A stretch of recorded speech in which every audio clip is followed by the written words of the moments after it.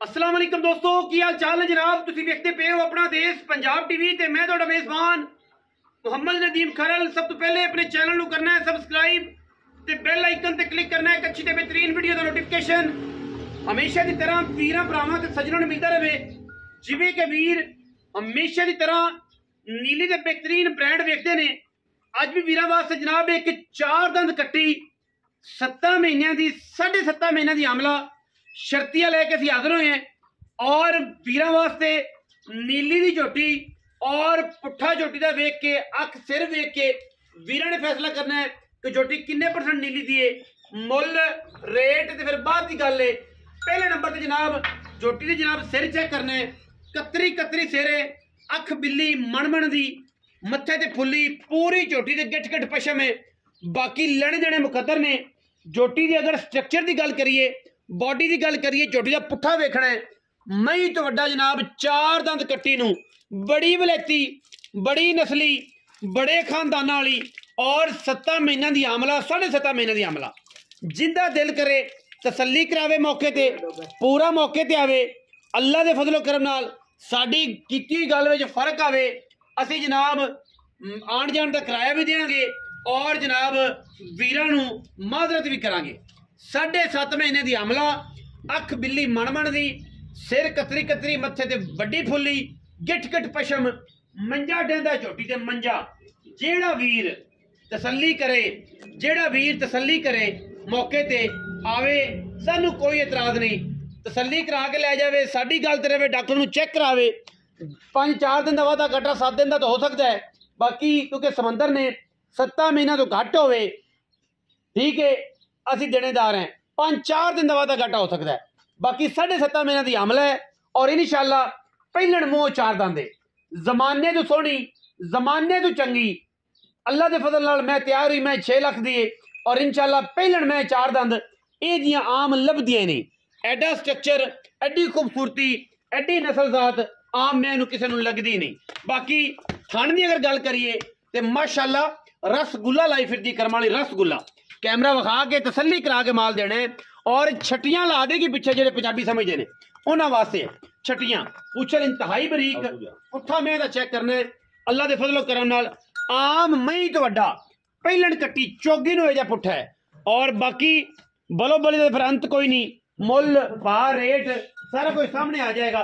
कट्टी 7.5 महीने की आमला है, बाकी इंशाअल्लाह कोई ऐब नहीं, किसी किस्म का ऐब होवे, झोटी खराब होवे, वादा घाटा करती होवे, कश जान दे पर करती होवे, असी जनाब ताबेदार हैं। बाकी लैने देने मुकद्दर ने जी, अल्लाह के फजलो करम नाल। अल्लाह ने इंशाअल्लाह ये एंटीक और खूबसूरत पीस जड़े ने वो वीरां दे सामने ने। आ चेक कर लो, चौगी चौगी है जनाब, चौगी 4 दंद की कट्टी माशाअल्लाह। इस तो बाद जनाब एक साडे कोल होर एंटीक पीस है, कट्टी है जमाने तो वखरी, गोल कट्टी नूं लग्या चेक कर लेना है।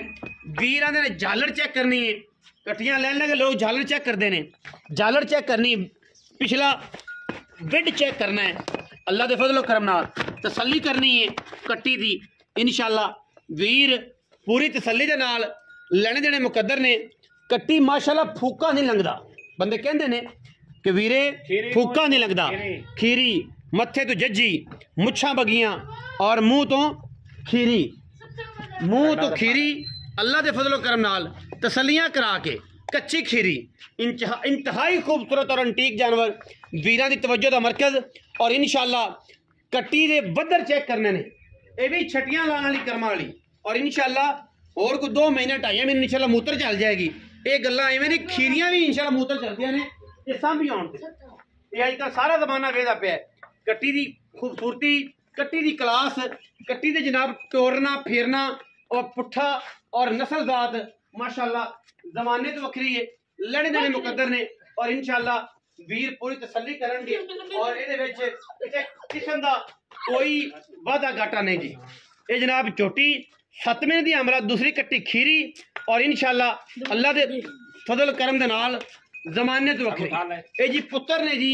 इंशाअल्लाह जेड़े वीर ने लै इंशाअल्लाह उन्होंने बड़े प्यार नाल, बड़ी मुहब्बत नाल, बड़े लव यू नाल इंशाअल्लाह जानवर देने ने और इंशाअल्लाह जेड़ा वीर लै गया याद करेगा कि जनाब जमाने दे विच ਇਹ ਜੇ ਪਿਆਰ ਵਾਲੇ ਜੀਵ ਹੈਗੇ ਨੇ ਔਰ ਇਨਸ਼ਾਅੱਲਾ ਇਹ ਜੇ ਖੂਬਸੂਰਤ ਜਾਨਵਰ ਨੀਲੀ ਤੇ ਪੈਦਾ ਹੁੰਦੇ ਨੇ।